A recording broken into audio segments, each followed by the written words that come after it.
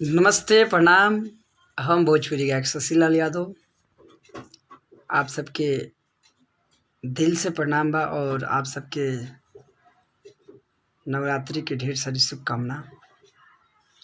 माता रानी आप सबके हर मनोकामना के पूर्ण करें।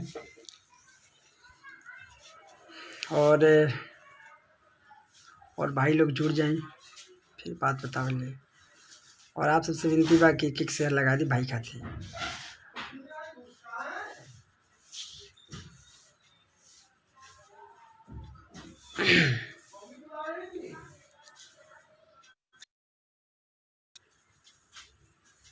लेकिन पूजा पाठ के हुए हाल खबर बा बिहार में या पूरे देश से में।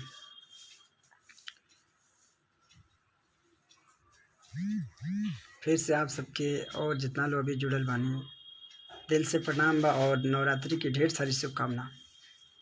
माता रानी आप सबके हर मनोकामना के पूर्ण करें। राजू यादव जी हमारे जुड़े हुए हैं, रोहित सोनू जी, छोटे कुमार जी और मिथिलेश सिंह। जय माता दी मेरे भाई। जितेंद्र JP 4-in-1 मेरे भाई जुड़ गए।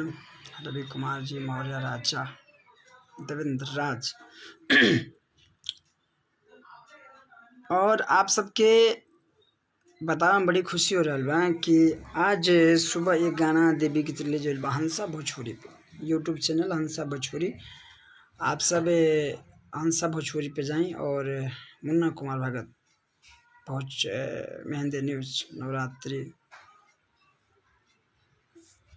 नहीं भैया, नवरात्रि ना भूखे हुए हैं बट पूजा तो हम करते हैं। मेहंदी न्यूज से जुड़े हुए हमारे मुन्ना कुमार भगत जी। और अभी 4:45 पे एक चैनल बा लोकप्रिय म्यूजिक भोजपुरी। आप सब ध्यान दें, हम लोकप्रिय म्यूजिक भोजपुरी 4:45 में डायरेक्ट वीडियो छूट रहा बा देवी गीत के। अब की तो देवी गीत की स्थिति बड़ी खराब बा, सबके खराब बा। व्यूज के लेके अभी बिहार में स्थिति बस सबके खराब बा। पैसा के लेके पूरे भारत की स्थिति खराब बा। पैसा के लेके बहुत सारा प्रॉब्लम। तो व्यूज के थोड़ा सा दिक्कत बा सब कलाकार लोग के साथ बा। एगो पर्सनली केहू के साथ ना, सब कलाकार लोग के देख थोड़ा सा व्यूज में डगबगाइल बा। खैर कोनो बात नहीं के, दुख सुख आवेला, ऊपर नीचे होता रहेला। और आप सब से रिक्वेस्ट बा कि आप सब यूट्यूब पे जाएं। 4:45 में गाना छूट रहा बा लोकप्रिय म्यूजिक भोजपुरी यूट्यूब चैनल पे। हमारे और प्रभा जी के ड्यूट सॉन्ग बा। और आप सब चलत रहेला। दुख सुख जिंदगी बा तो दुख सुख तो अबे करी। झंझट केस मुकदमा ये सब से पीछे ना हटे के वाला मर्दे पर ना केस होला। का होगा केस मुकदमा, 3 गो केस चलता है, चले तो भाई जीवन चलो, कोई दिक्कत नहीं है। रिपुराज जी अरे नवरात्रि आइल, चीनी मैदा किनाइल, ऊपर पॉली टंगाइल, नीचे खामा गड़ाइल। आ खूबे होता पूजा सुबह शाम के।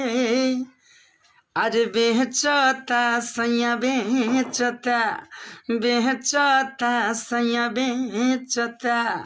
का बेचता? जिलेबी छान के, जिलेबी छान के। और प्रेम से बोलिए आप सब जय माता दी। मेरे भाई का एंगल म्यूजिक कब सॉन्ग।